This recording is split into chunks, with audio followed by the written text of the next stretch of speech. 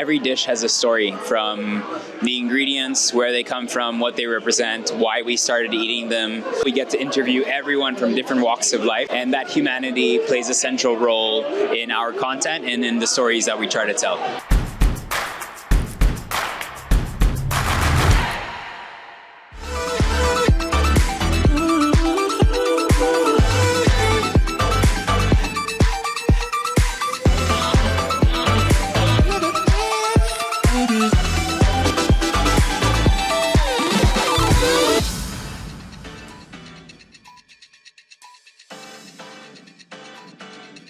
I think Kalinga would be the one province that really opened my eyes into the possibility of our ingredients, as long as you become stewards of the land. And it's not an easy place to live, not an easy place to grow things, yet there's such a deep appreciation for agriculture and ingredients there, and then the ways that they use them in Filipino dishes that most Filipinos would not know as Filipino was very eye-opening.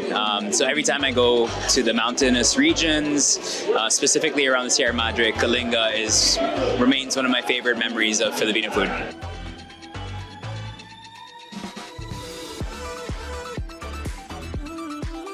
I think food is storytelling, and I think every dish has a story, from the ingredients, where they come from, what they represent, why we started eating them. There's a term that I like to use now, it's called foodways, and it basically just understands how a dish became what it became, and why did the people who started making them started eating them.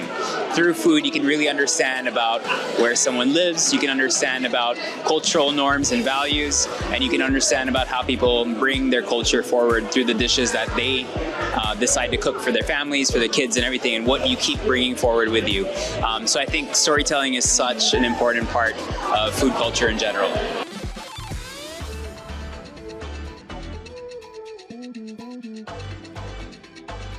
At Feature, we're blessed with such a young, dynamic, and passionate team. Everything that you see that we put out on our channels are done by this group of amazing individuals. And the most important part, specifically with AI, with fragmented audiences and all that, is really just coming down always to the humanity of it.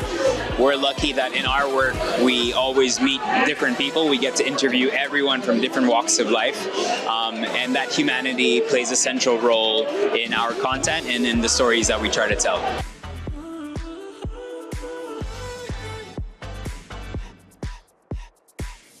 Being one of the voices for Rolling Stone, I think, is a huge honor, obviously.